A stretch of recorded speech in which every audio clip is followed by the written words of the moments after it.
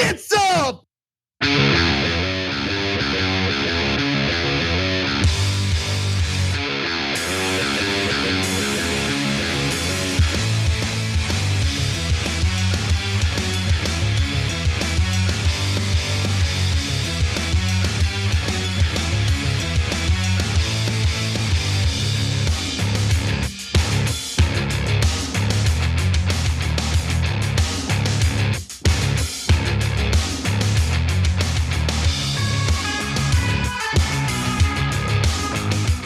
All right, well, the Young Turks, Uygur, and Kasparian with you guys. The revelations in the Alex Jones emails and the Hunter Biden story are bananas, and they're cray cray. Oh my God! But the Hunter Biden revelation, to me, on a day where we have Alex Jones's private texts, is the craziest thing I've ever seen. That's in the Hunter Biden story. So buckle up, brace for impact. All right, amazing show ahead. Casper. Well, we begin with something that definitely should make you brace for impact if the military follows through on it. Oh, yeah. So let's talk about potential war with China. A top Air Force general warned troops that they should be ready for potential warfare, meaning military action against China in 2025. Now, this is General Michael Minihan, and based on some of the things he said previously, even before telling troops to get ready for war with China, we're pretty unhinged. We'll get to those unhinged quotes in just a moment. But first, the topic at hand, why does he think that troops need to be ready for war with China in 2025? Well, he says elections have a lot to do with it. I hope I'm wrong. My gut tells me we will fight in 2025. Xi, meaning Xi Jinping, secured his third term and set his war council in October of 2022.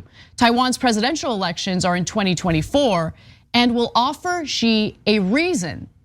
United States' presidential elections are in 2024 and will offer Xi a distracted America. Xi's team, reason, and opportunity are all aligned for 2025. Okay, so then Minihan directs airmen who are qualified to use a weapon to fire a clip into a 7-meter target with a full understanding that unrepentant lethality matters most sometime in February. Aim for the head, he said. So he's training them to get ready for war with China.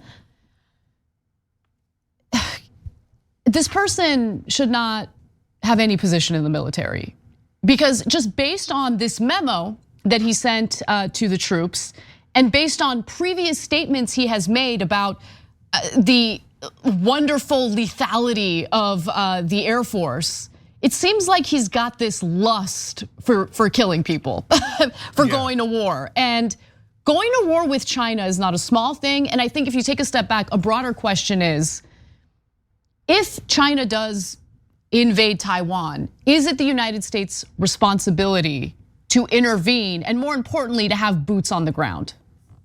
Yeah, well, that's a giant question. But first, let's handle this maniac. So, look, guys, are you the general's job to get ready for contingencies? Absolutely. Do you need preparedness? Absolutely. In fact, he took part in an exercise that was one of the biggest exercises, military exercises we've ever had in the Pacific Ocean, and all of that makes sense, right?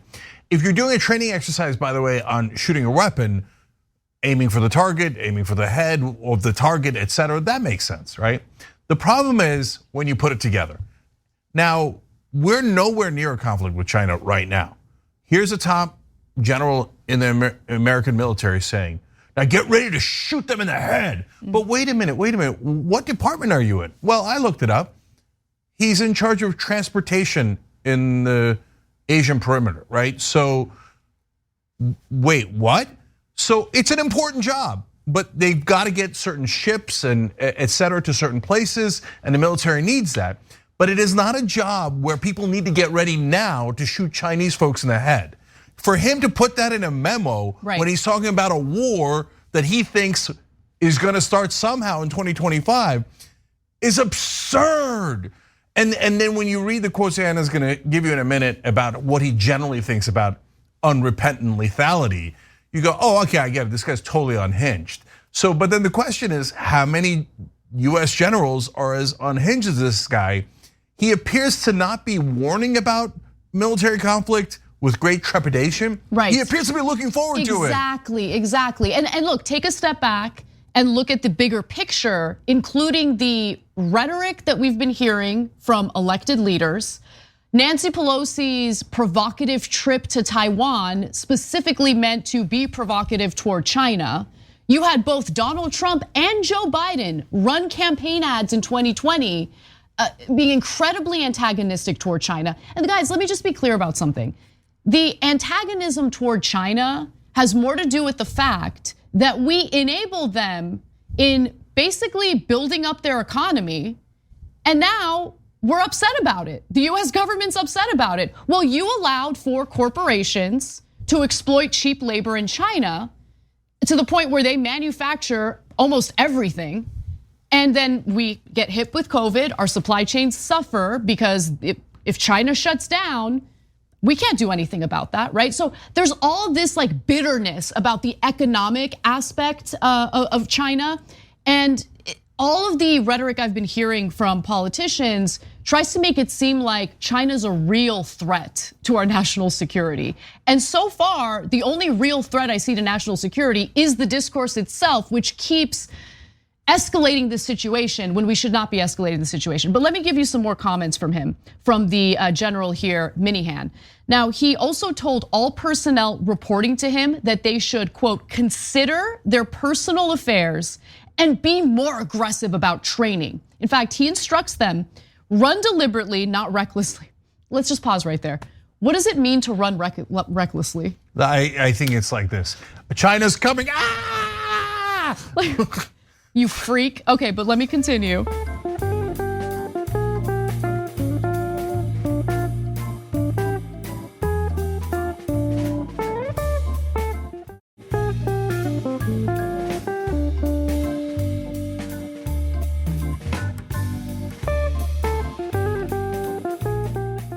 If you are comfortable in your approach to training, then you are not taking enough risk. That sounds reckless. That sounds pretty reckless, bro. I don't mind that part. Like, you want to push your guys to the edge when you're training them, no problem. But remember, guys, this is the other disconnect. These are not guys that just got into the service and they have to train them up physically and teach them how to shoot a weapon, etc. This is his air mobility command. So he's telling senior officials in the military, run like a madman, get ready to shoot Chinese people in the head when they're in transport and refueling. Okay, is it conceivable that those people would see combat at some point? Yes. Do they need to be training for shooting Chinese people in the head now in a panic when they're in refueling? No, and they're senior officers. It makes no sense at all. This guy's just dying for a fight, which is the main thing I want to say in a second, but more quotes. So these are statements from this general, previous statements, not having to do with China per se, but it gives you a sense of this guy's like real lusty for combat. Okay, so he says in September, he said at a military conference outside of Washington that the Air Force had caused the largest pile of our nation's enemy dead. And he said it in a positive way. Yeah, he was bragging about it. He was bragging, like, not like, oh, that's unfortunate, but we had to. The firebombing of Tokyo killed 500,000 people, including grandmothers and children, and that's super unfortunate, but there was nothing we could do, is one way of framing it. The other way of, the most pile of dead, we win. Okay, lunatic, take it easy, as you're gonna see from the next quote. He says, quote, lethality matters most. When you can kill your enemy, every part of your life is better. Your food tastes better, your marriage is stronger. If that's what you need to make your marriage stronger, you have massive mental health issues, okay? Oh, honey, good news, I'm in a good mood, I just murdered someone. Jesus, okay. So look, guys in the military have to kill people, that's not the issue. The issue is when the guy appears to be, as Anna put it perfectly, lusting for a fight. And because he thinks it's gonna make him more erect. I mean, he's almost telling you that. It makes your marriage better. Yeah, it makes your food taste better when you pile up dead bodies. Someone get this guy a joint. Like that'll help you out. And by the way, if you're in the middle of fighting Nazis, maybe you need a guy like that, right? But when you're in the middle of peacetime and this guy's jonesing to pick a fight with a nuclear power, which is the second largest power in the world, that is a recipe for disaster. Okay, so guys, think about it. Why do they have guys like this in the military? It's like telling a bunch of race car drivers, you've got all these amazing race cars, okay, McLarens and Ferraris and stuff, but you can't use any of them. You know what happens? They want to use them. They want to use them. And these are military guys who this guy says killing people turns them on. And he's like, I got all this military equipment. I got my gun ready. I want to use it. It's the old line about when all you have is a hammer, everything looks like a nail. Yeah. And so if China's looking like a nail to our military, that is a massive problem for the world. Yeah, absolutely. And it's this vicious cycle where it is true that China has invested far more into its military, building up its military capabilities. And the United States looks at that and says, oh, well, that's a threat. I mean, they're building up their military capabilities. I mean, let's forget the fact that the United States increases the defense budget every single year without any problem. So we keep building up our military, but we turn around and we, of course, criticize any other country that does the same. But could it be that some of the rhetoric coming from elected lawmakers, some of the memos that generals are sending to troops that antagonize China, seem to lust for war with China, could persuade Chinese officials to want to invest more in their military with the fear that the United States might actually pursue military action against them? You get what I'm saying? 100%. And look, the number one problem in these conflicts is when the other side thinks the other guys are dangerous and they're gonna act first, right? So I've gotta act before that madman attacks first, right? And this puts that thought into Chinese military leaders' heads, for sure. And it's not like they're not keeping tabs on us. They're perfectly aware of this memo. Of course. So imagine if we got a memo of Chinese generals saying, let's start practicing putting bullets in the heads of American soldiers. And you know what? I have better sex with my wife after I kill people. And I love the piling up of dead bodies. If any of our points, first of all, if like a member of Al Qaeda or Taliban said it, we'd be like, monsters! Can you look at this dead? They brag about piling up dead bodies and killing people, etc. An American general says it, and I guarantee you everyone on the right wing is going, yeah, attaboy, we kill them first. But that's what starts wars, you morons. And by the way, I thought the right wing was against wars. These days, you know how they're pretending to be the peaceniks? So I guarantee you every supporter of this guy is massively right wing, right? Whatever, it doesn't matter. The military itself, the culture within it, again, the lust for combat, it's a problem. And this kind of rhetoric is incredibly irresponsible. And you're right, I have no doubt that the Chinese government, of course, keeps tabs on us and is fully aware of these kinds of memos. They're needlessly antagonistic. Let's bring the temperature down and be responsible. But these are the kinds of generals we have in the military. And we have, and look, I'm sure it's true of the Chinese, true of everybody, but we have no ability to be objective. Again, if the Chinese said this about us, we'd go to DEFCON 4, right? We'd be like, oh my God, it's happening now, let's get ready. And we expect them to be like, oh no, it's cool. And last thing about it, guys, there's one set of folks that win through all this. As always, the defense contractors. So these guys say, we gotta pile up weapons. The Chinese then understandably say, we have to pile up weapons. Then we understandably say, we have to pile up more weapons. And guess who gets poor? American people, Chinese people. Guess who gets rich? Defense contractors. Guess where generals go after they retire? Defense contractors. Yep. So that's how this game is played. You want to get ready for war? You're in the refueling business. Practice this. Oh, right, I got the thing, pump, and I refuel, okay? Don't be a maniac. Well, let's take a trip to California, where a utility company is facing some pretty serious charges with not so serious consequences.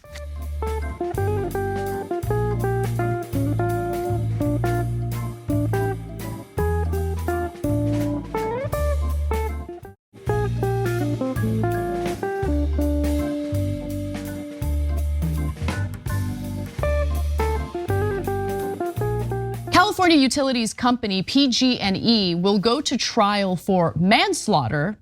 And the manslaughter charges stem from their alleged greed and neglect, which led to deadly wildfires in the state of California. In fact, one of the 2020 wildfires killed 4 people, but there are other examples.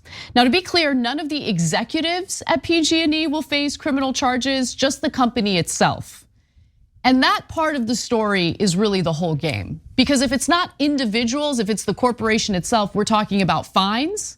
And the maximum fine does not send a message to a utility company that has caused wildfires that have killed Californians. Now, if you're wondering what the punishment will be, well, let's give you the details first. So a judge in Shasta County ruled after a preliminary hearing that there was enough evidence for the nation's largest utility to face trial on 11 felony and misdemeanor charges, including involuntary manslaughter and recklessly starting a fire.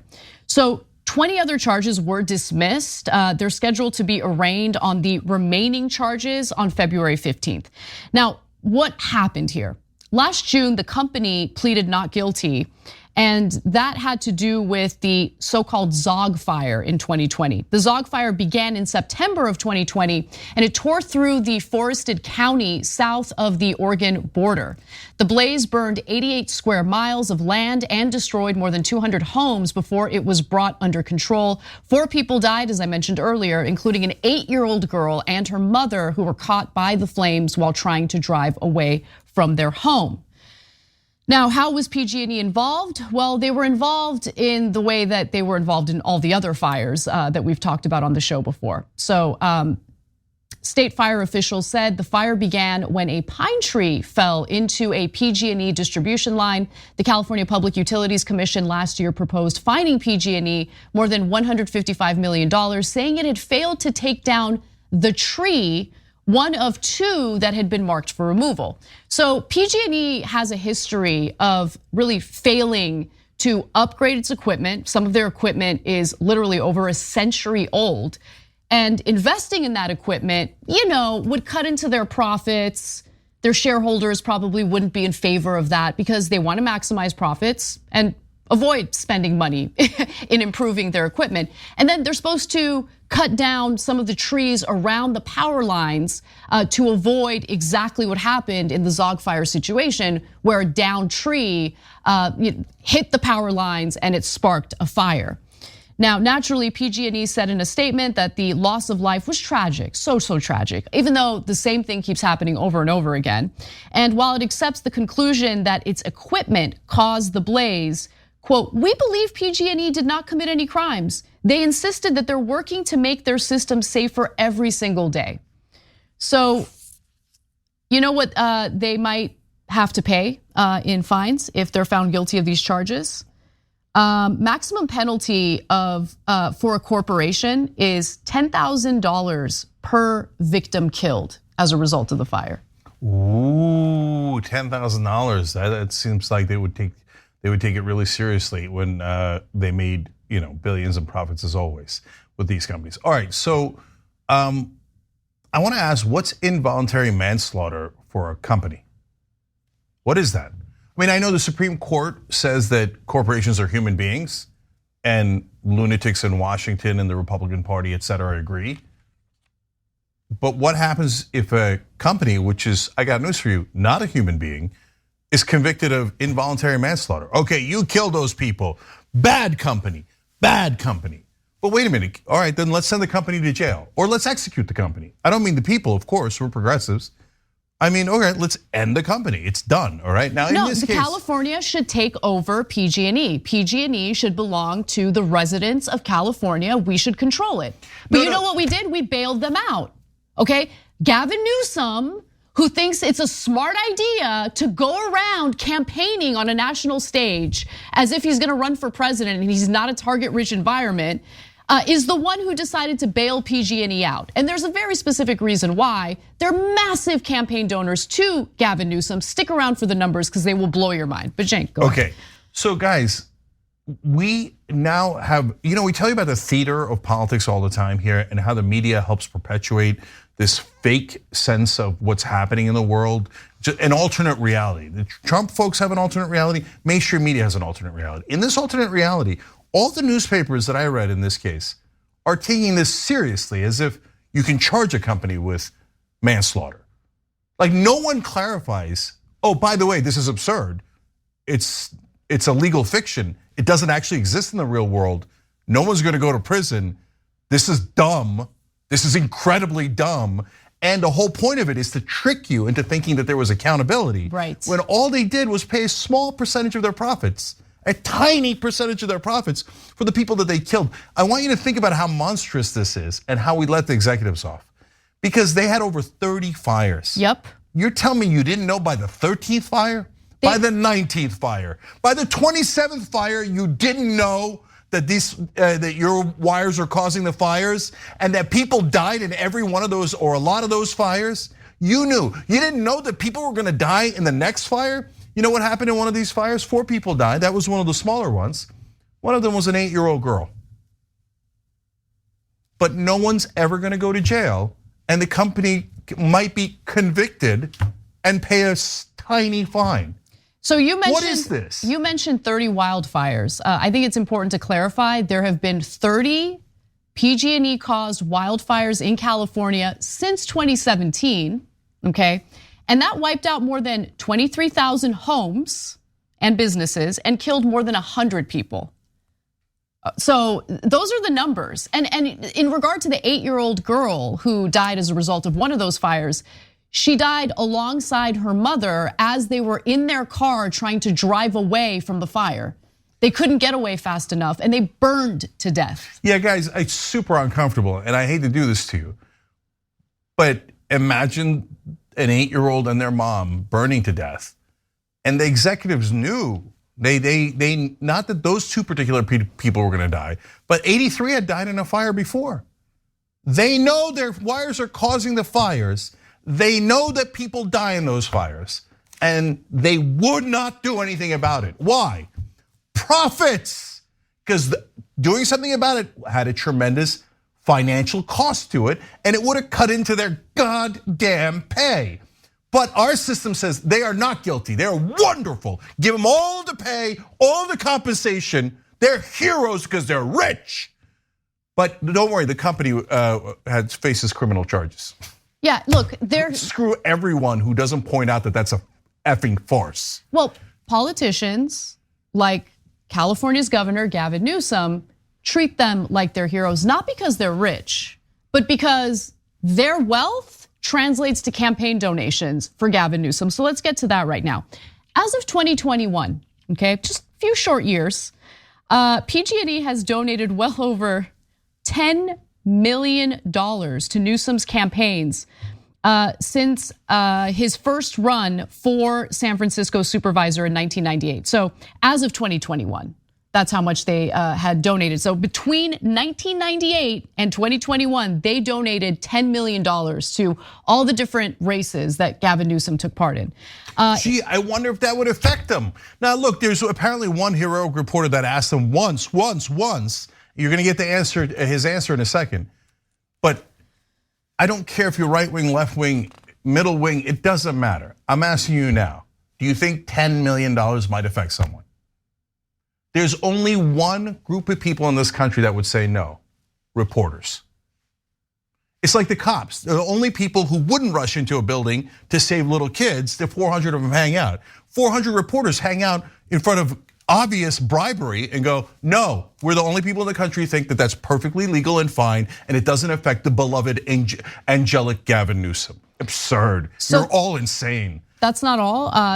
There are some donations to Gavin Newsom's wife's various ventures. So between 2011 and 2018, the utility's philanthropic arm gave $358,000 to the Representation Project, a nonprofit group founded by Jennifer Newsom, the governor's wife. The PG&E Corporation Foundation also gave $10,000 to the Plump Jack Foundation, a charity led by his sister, Hillary Newsom, according to information provided by PG&E. And as you had mentioned, Cenk, there have been reporters who have asked Gavin Newsom, as far as I know, about these donations. For instance, in 2019, Gavin Newsom told ABC 10 that it was a strange question when the suggestion of possible corruption came up, to ask whether it was right for him to accept more than $200,000 in support from PG&E as he negotiated policies to address the company's crisis. He also made this ridiculous comment during a press conference about power outages in 2019. How can you assure those people, including the fire victims, that your office can act neutrally, considering that PG&E donated more than $208,000 to help you get elected? Because there's no, I know this is a mantra, and I don't know how many times I've answered this question. I would encourage you to go back to all my previous answers. If the suggestion is somehow I'm influenced by that, you're wrong. Absolutely unequivocally wrong. And there's not one thing you can point to during my tenure as governor that would suggest otherwise. I'm not going to answer that question. With respect, I've answered it on multiple occasions. The answer is there's none. It impacts nothing. And I've had a career of 20 years of always doing the right thing, regardless of whether someone has donated to some campaign. Well, that's obviously BS. He decided to bail PG&E out after these deadly fires took place because of PG&E's negligence. And his wife got $2.3 million from her nonprofit through all those years. And he says, no, she does great work. By the way, she might do great work, and the nonprofit sounds really nice, okay? But AT&T, PG&E, all of these companies that want to influence Gavin Newsom happen to coincidentally be giving to the governor's wife's nonprofit. Does anyone who isn't a reporter think that is a coincidence? If you think that's a coincidence, there's something deeply wrong with your mental faculties. Okay, so they're obviously bribing his family through all of these different actions. And so for him to be all indignant, by the way, credit to every reporter who's asked him, they should ask him 200 times every single time, okay? When he's like, that is a very strange question. You think it's strange that $200,000 might affect you? You think it's strange that $10 million might affect someone? How is that strange? That's literally the most normal question in human history. I will tell you unequivocally, it is wrong. I am never affected by the millions of dollars that people stuff into my pockets. And the band plays on. As he's talking about how he might, doing all these things like running ads in Florida and Texas and doing these things to run for president someday. There's not a single mainstream media reporter that talks about PG&E and all the fires and all the deaths and all the monies that he's taken from them and other donors because they think that it's impolite. Well, I think that 8-year-old and their mom thought what happened to them was impolite. But hey, everybody got paid in power. Nice job. I hope you're proud. All right, when we come back from the break, we have a story involving a former Republican congressman who accidentally sent an email to TYT where he was trashing TYT. He thinks that we have been very naughty. We'll tell you why.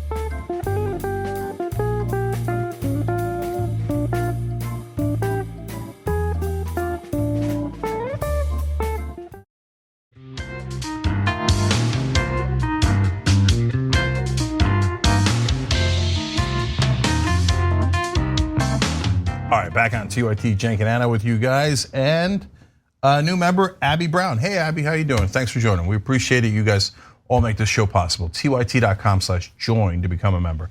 Anna. All right, let's talk about TYT's reporting here. Thanks to TYT Investigates and its reporting on the secretive religious group that runs the National Prayer Breakfast known as the Family, all of a sudden they're making some changes, trying to make it seem as though they have passed the torch on to a different group to run things, trying to make it seem as though there are new rules to prevent corruption taking place within these National Prayer Breakfast events. But thanks to an email that was accidentally sent to TYT by a former Republican congressman, we actually figured out that no, things aren't really changing with this new leadership. And more importantly, that email said some things about TYT specifically, which we'll get to at the very end. But first, let's give you the details on what's going on here. So In order to really understand this in context, let's just tap into some of Jonathan Larson's reporting from last week. That was when he reported that the breakfast will be split into 2 events. On Capitol Hill, President Joe Biden, administration officials, and members of Congress will convene with very tight +1 restrictions.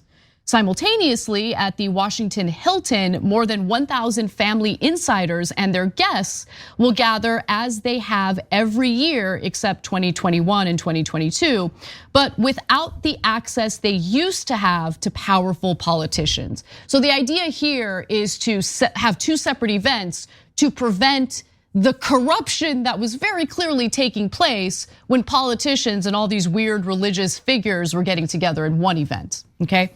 Now, the Fellowship Foundation, AKA the legal arm of the family, is no longer running the prayer breakfast, but it looks like they're still very much involved. So that's all good news because the National Prayer Breakfast has been used for all sorts of schemes by the family. But thanks to this big slip up by this former Republican congressman, we discovered that the family is still plotting to exert their power over DC and its politicians.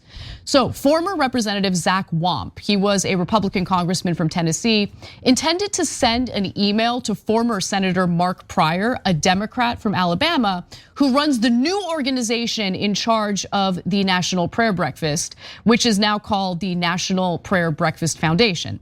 Instead, though, Wamp made the mistake of sending the email to us. Oops. Which was awesome, okay? And let's take a look at what was inside that email. Family insiders, Wamp writes, accuse leaders of the new event of throwing us under the bus and are upset about public remarks made about the split by Senator Chris Coons, one of the family's few Democratic defenders. Wamp didn't specify which remarks by Coons had raised hackles, but Coons told the Associated Press, quote, some questions have been raised about our ability as members of Congress to say that we knew exactly how it was being organized, who was being invited, how it was being funded. Many of us who'd been in leadership roles really couldn't answer those questions. So that's really the only public thing Chris Coons has said about it, who, by the way, is a Democrat. And then apparently confirming that the family and the new board are in communication, Wamp added, quote, heard today the new group is just throwing us under the bus. One reason to maintain secrecy and not respond, Wamp suggested, was that the board leading the new prayer breakfast wants to preserve unity with the family. Wamp says that, quote, more stories and more slander will only lead to more division, end quote. So Cenk, before I give you more details, including what Wamp said about TYT specifically, what do you think? Okay, so I'm really proud of our reporting here. So that's, we do obviously the news and then commentary here, analysis and perspective, et cetera. But the investigates crew, reports crew are objective reporters, and they've been on this story. And they've revealed a great number of things. The degree to which the family used the prayer breakfast to spread anti-LGBTQ hate throughout the world, to cover up corruption in Guatemala. They're the ones that radicalized Mike Lindell, and they have access to all of these politicians, including Democratic politicians, that they use for credibility as they spread this toxin throughout America and the world. So let alone the Russian spies that were attending the events. So Jonathan Larson has done a brilliant job of documenting all of them. So when you see Senator Coons saying, they're asking these questions that we can't answer, that's us. We're asking the questions that they can't answer. You know why they can't answer them? Because the funding we found out comes from Franklin Graham. Franklin Graham is a right-wing zealot, evangelical preacher, one of the most famous ones in the country. And that's when Coons and everybody else gets embarrassed. They're like, oh, good investigative reporting. They never even bothered to find out who's behind it, who was financing it. All those Democrats just going in, oh yeah, oh great, oh we're just praying together. Meanwhile, they're taking pictures, using that to spread the hateful ideology across the world, like I said, including, by the way, in Uganda, where they proposed a bill to kill gay citizens. Yeah, to execute them, a death penalty for anyone engaging in gay behavior. So other people have covered this great in the past, like Jeff Charlotte, but Jonathan has done the great bulk of the reporting here, and exclusive after exclusive. And so what that led to was this split. So where they were saying, no, okay, The family is going to be in one room and all of its adherents, and they used to all be in the same room. And the politicians are going to be in a different room. Completely separate events. Separate events, okay? Yeah. They're not separate events. No, it's just meant to give you the illusion that they reformed this whole thing to prevent corruption. But it's very clear that the same goons that ran the National Prayer Breakfast before are still very much in communication with the new individuals who are running the prayer breakfast, right? And so this email that former Congressman Wamp accidentally sent to TYT confirmed what Jonathan Larson had speculated on and reported on before. So a source close to the family said that all the new foundation's board members, quote, have been involved in the background of the breakfast for a long time. The sources said they probably don't have issues with how the breakfast has run in the past. Yeah. Okay, now let's get to the juicy stuff. Okay. Okay, and then I've got more on the so-called split. So Pryor, as I mentioned earlier, Pryor is now in charge of the National Prayer Breakfast Foundation. So like the new leadership, everybody calm down, it's all gonna be okay. Apparently he sat down for an interview with TYT Investigates, well over an hour, and Wamp didn't like that. And it was clear in the email he accidentally sent to TYT. Apparently he wrote to Pryor, quote, "You have zero obligation to get in the weeds with these snakes. They aren't honorable, so it's very unfair to you and us." Yeah. Have we been bad? Have we been bad boys and girls? Have we been very naughty? We haven't been honorable. They have Democratic, let alone Republican congressmen go throughout the world, and now the Democrats don't necessarily know it, but they take the pictures, they use their credibility. And argue to imprison people who are LGBTQ in different countries, and like we told you in Uganda, execute them. And not only that, in Guatemala, because of the prayer breakfast and the people that Trump met at it, they ended an investigation into corruption that the United Nations said was like incredibly harmful to Guatemala, and the honest prosecutor had to flee the country for fear of being murdered. Okay, so but we're not honorable. They were just honorably spreading corruption and hatred throughout the world when us snakes revealed what they were doing. And so he's really upset about it. Being called a snake or someone who's not honorable by a gross, corrupt former Republican politician is the greatest badge of honor and the biggest achievement I feel TYT has accomplished, right? I love that they hate us. You know why? Because Jonathan Larson's reporting revealed who these people really are and what they're really up to. Yeah, and so guys, we'll have the links down below in the description box if you're watching this later, so you can read the stories yourself.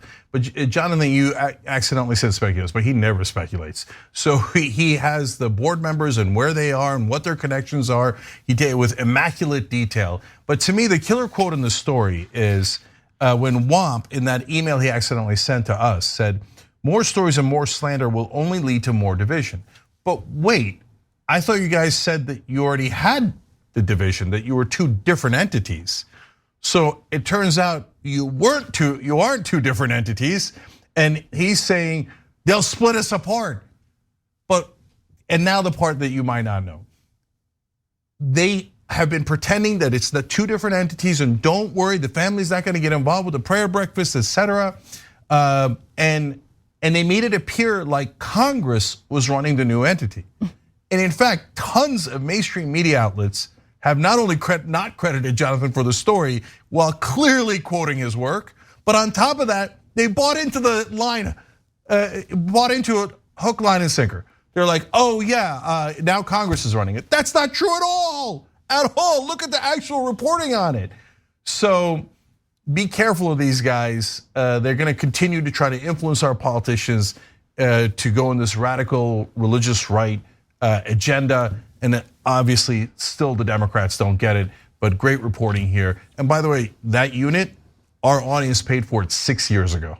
And so, in a sense, they're calling you snakes, but I love you for it because that's real reporting with real impact. At least they're not in the same room together, and that was, I think, almost definitely because of us.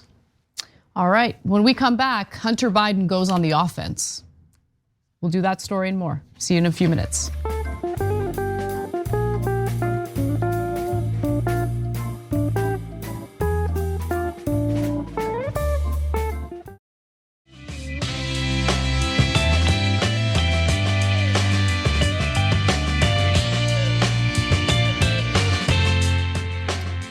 Back on TYT, Cenk and Anna with you guys. Also, Kevin Pilati just became a member, and Saren Edabusra upgraded membership. We appreciate that. We appreciate all you guys. If you're on YouTube, so easy. Hit the join button below the video. Everybody else, also easy. TYT.com/join. Without you guys, we can't do the show. And with you guys, we spread this honest news and try to fight back and bring positive change for you guys. All right, Casper. You guys ready? Let's do it. The legal team representing Hunter Biden has decided to go on the offense for a change, and I am fascinated to see how this is going to play out. They have sent letters to prosecutors, federal prosecutors to be exact, urging them to pursue criminal investigations into those who accessed and disseminated private information from the laptop that Hunter Biden left behind at a repair shop in Delaware. They also send letters to various right-wing media figures urging them to retract some of their reporting on the Hunter Biden laptop story and also issue an apology.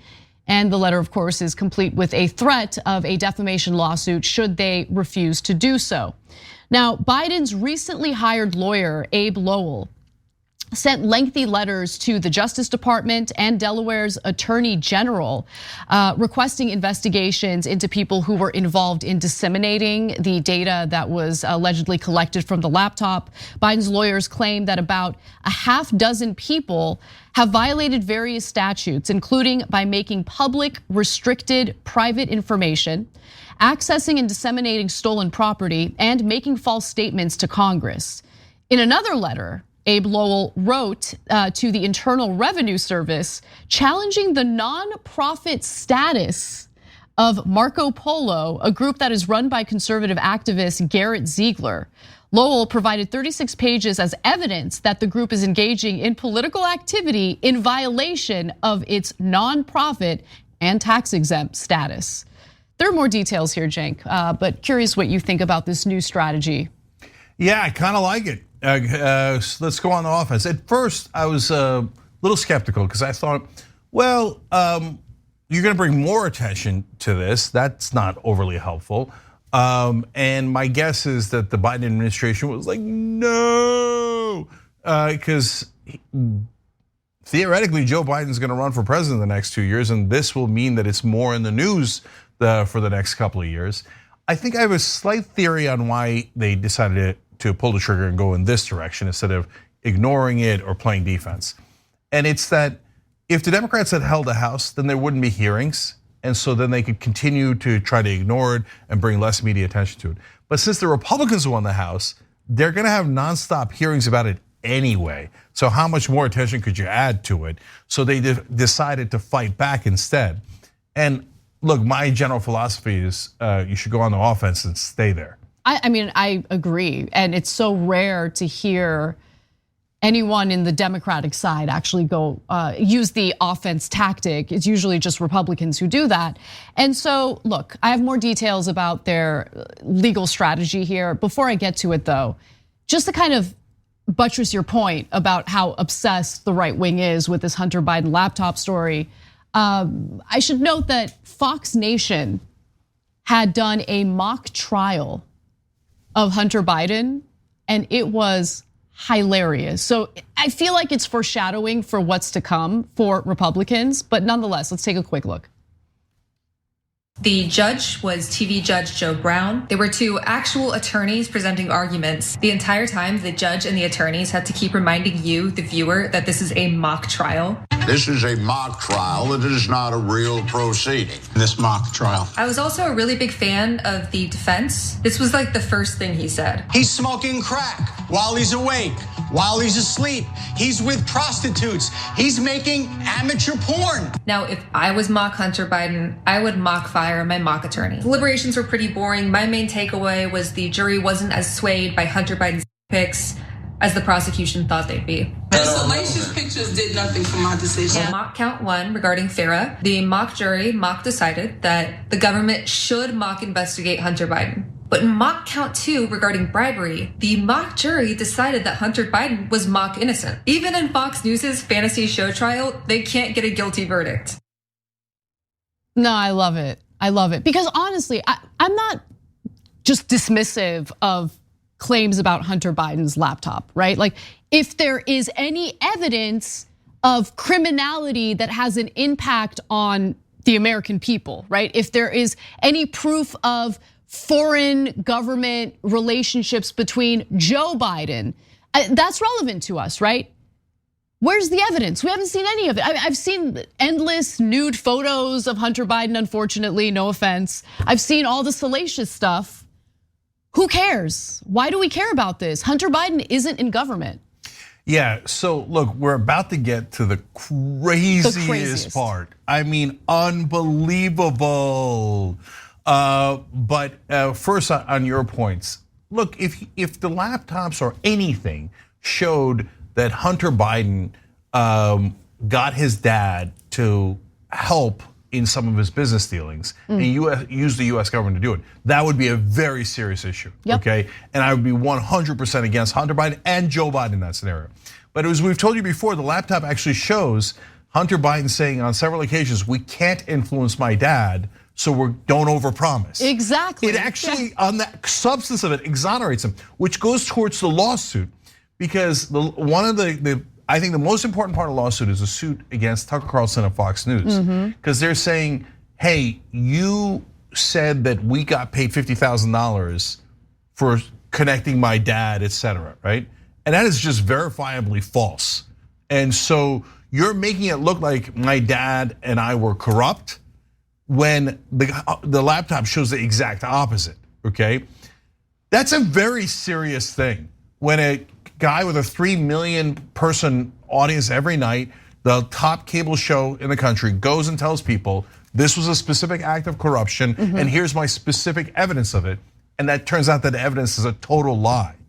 Yeah, you could be sued for that. I mean, look at the Dominion sued Fox News over their lies about the 2020 election. And it's a multi-billion-dollar lawsuit. And Fox News is reeling over that. They're actually super worried about that. So on this, they might be a little worried, and they should be. Right, and they did send the letter to Tucker Carlson and Fox News, and they wrote, we demand that you immediately retract these statements by spending a significant amount of airtime on such retraction. And then he demanded apologies from Carlson and other commentators, including Fox's Sean Hannity, who have made similar claims and requested that Fox News respond in writing by Thursday, meaning today. So unclear if they actually responded to it. I want to just quickly talk about Mac Isaac. Mac Isaac is the person who ran the repair shop, who has made a name for himself going on Fox News regularly to talk about the Hunter Biden laptop story. So John Paul Mac Isaac is his full name, and he's the one who received the laptop from Hunter Biden in April of 2019. So citing Mac Isaac's admissions that he reviewed some of Hunter Biden's financial information on the laptop, the lawyer said that he had no authority or permission to do so.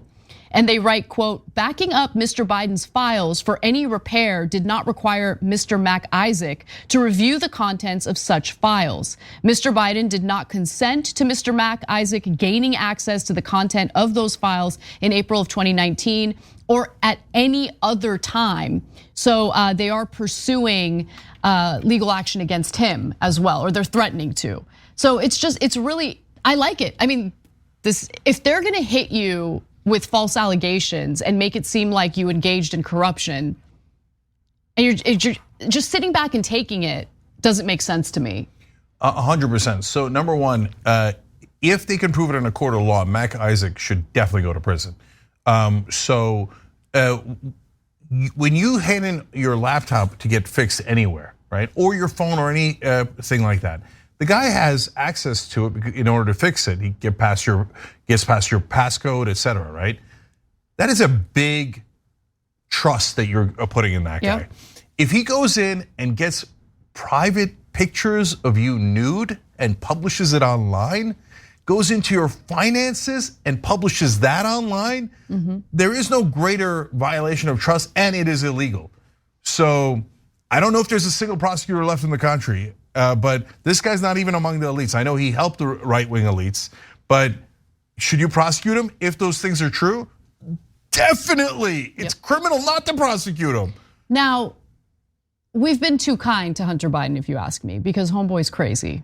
Okay, he's crazy. So he leaves his laptop at this repair shop, and of course he's dealing with the consequences of that. But he did other crazy things that I want to share with you.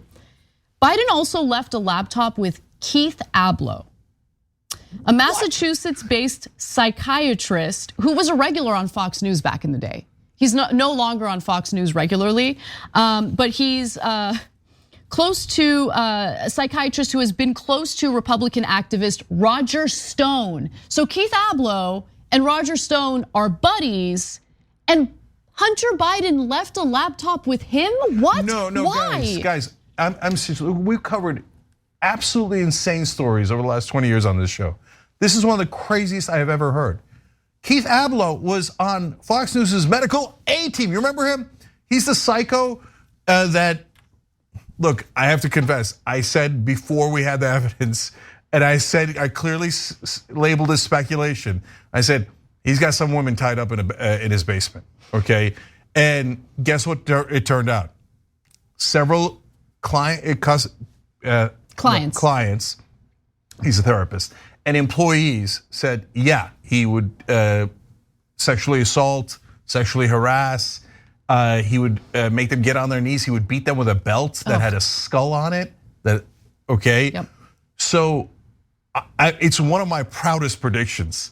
Good job, Cenk. And so, but I tell you that, one, to brag, let's keep it real, okay? Number two, you're going to psycho Keith Ablow that's on Fox News, and on Fox News he's spewing like insane stuff. He said, I'm a medical expert and I can tell you that Obama didn't do enough on Ebola virus because he has affinities towards Africa.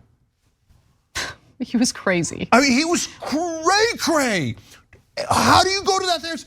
Number one, how do you go to that therapist, period? Number two, you're the son of Joe Biden and you're gonna go to a Fox News lunatic as your therapist, and then you're gonna leave your laptop there. I've never heard anything crazier. You did it to yourself, Hunter. I mean, come on. Come on. Come on. I don't even know what else to say. Come on. Like, I get it. I get that when you're in the throes of an addiction, you make bad decisions, but like, there had to be windows of clarity. No. Where you realize, I'm going to freaking Keith Ablow, and how do you leave your laptop with that guy? By the way, if you're wondering what happened to that laptop, apparently federal agents seized that laptop after raiding Keith Ablow's home.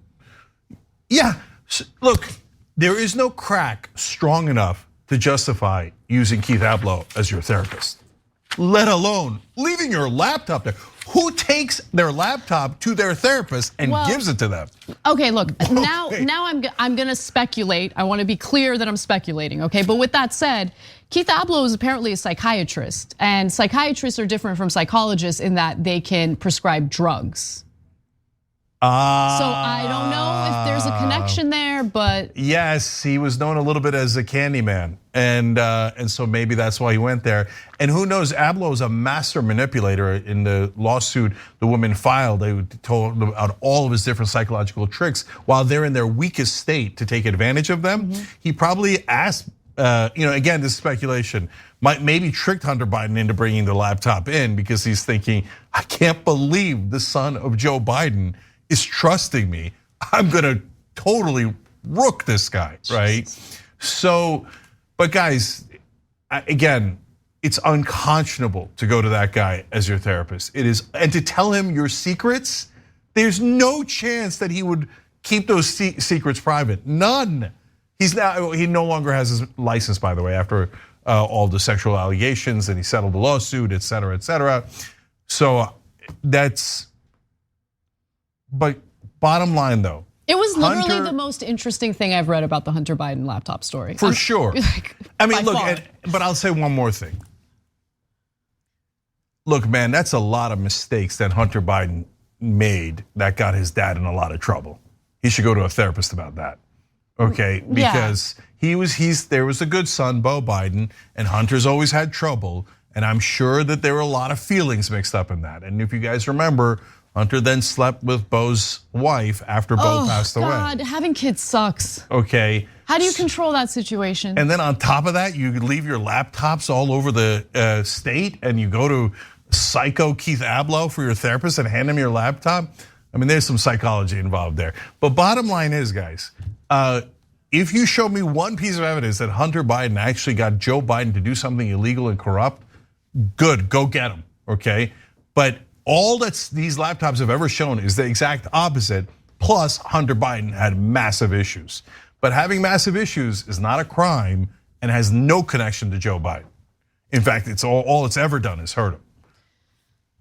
All right, folks, we're gonna take a break. When we come back for the second hour of the show, we have some insight into the text exchanges between Alex Jones and some pretty nefarious figures. And it turns out that he's pretty miserable. We'll tell you why when we come back. I think it's kind of what we call speculation. Come on, come on.